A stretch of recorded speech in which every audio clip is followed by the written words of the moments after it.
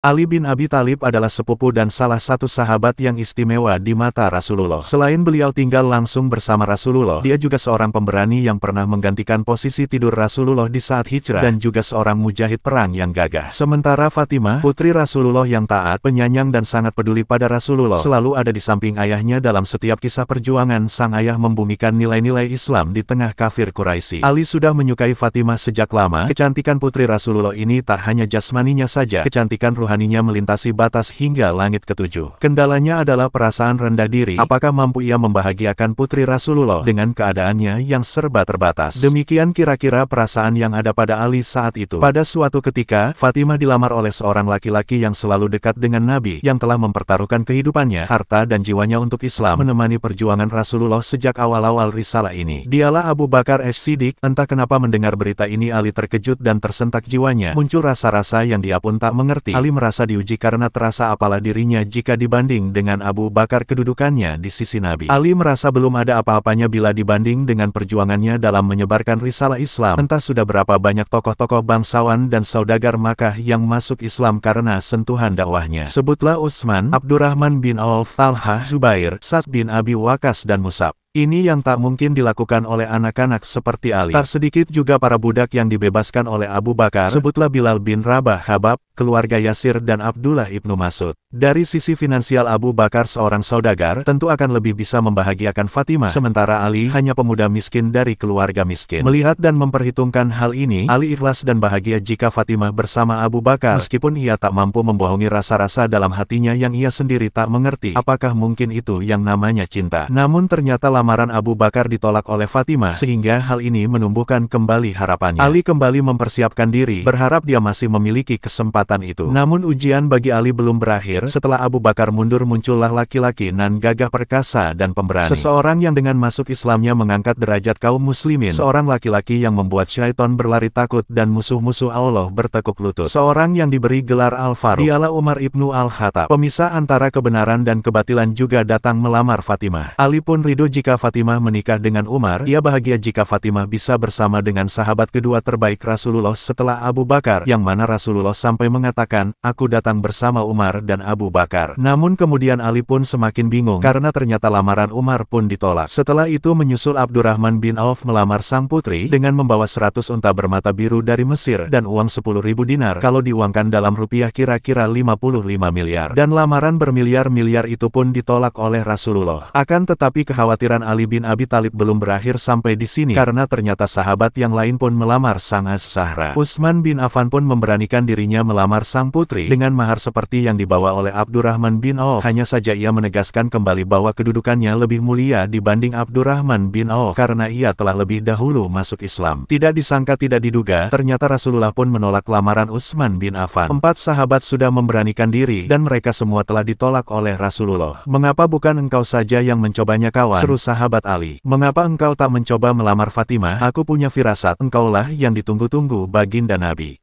"Aku?" tanyanya tak yakin. "Ya, engkau wahai saudaraku. Aku hanya pemuda miskin. Apa yang bisa aku andalkan?" Sahabatnya pun menguatkan, "Kami di belakangmu, kawan." Akhirnya Ali bin Abi Thalib memberanikan diri menjumpai Rasulullah untuk menyampaikan maksud hatinya, meminang putri Nabi untuk jadi istrinya. Awalnya beliau hanya duduk di samping Rasulullah dan lama tertunduk diam, hingga Rasulullah bertanya, "Wahai putra Abu Thalib, apa yang engkau inginkan?" Sejenak Ali terdiam, dan dengan suara bergetar ia pun menjawab, "Ya Rasulullah, aku hendak meminang Fatimah." Mendengar jawaban Ali ini, beliau tidak terkejut. "Bagus, wahai Ibnu Abu Thalib, beberapa waktu terakhir ini banyak yang melamar putriku, tetapi ia selalu menolaknya. Oleh karena itu, tunggulah jawaban putriku." Kemudian Rasulullah meninggalkan Ali dan bertanya kepada putrinya. Ketika ditanya, Fatimah hanya terdiam, dan Rasulullah menyimpulkan bahwa diamnya Fatimah pertanda kesetujuannya. Rasulullah kemudian mendekati Ali dan bersabda, "Apakah engkau memiliki sesuatu yang akan engkau jadikan mahar, wahai Ali?" Ali pun menjawab, "Orang tuaku yang menjadi penebusnya untukmu ya Rasulullah. Tak ada yang aku sembunyikan darimu. Aku hanya memiliki seekor unta untuk membantuku menyiram tanaman, sebuah pedang dan sebuah baju sirah dari besi." Dengan tersenyum Rasulullah bersabda, bersabda, "Wahai Ali, tidak mungkin engkau terpisah dengan pedangmu, karena dengannya engkau membela diri dari musuh-musuh Allah, dan tidak mungkin juga engkau berpisah dengan untamu, karena ia engkau butuhkan untuk membantumu mengairi tanamanmu. Aku terima mahar baju besimu, juallah dan jadikan sebagai mahar untuk putriku." Wahai Ali, engkau wajib bergembira, sebab Allah sebenarnya sudah lebih dahulu menikahkan engkau di langit, sebelum aku menikahkan engkau di bumi, diriwayatkan oleh Ummu Salamah. Ali bin Abi Thalib menjual baju besi tersebut dengan harga 400 dirham dan menyerahkan uangnya kepada Rasulullah. Nabi pun membagi uang tersebut ke dalam 3 bagian. 1 bagian untuk kebutuhan rumah tangga, 1 bagian untuk wewangian, dan 1 bagian lagi dikembalikan kepada Ali bin Abi Thalib sebagai biaya untuk jamuan makan para tamu yang menghadiri pesta. Setelah segala-galanya siap, dengan perasaan puas dan hati gembira serta disaksikan oleh para sahabat, Rasulullah mengucapkan kata ijab kabul pernikahan putrinya.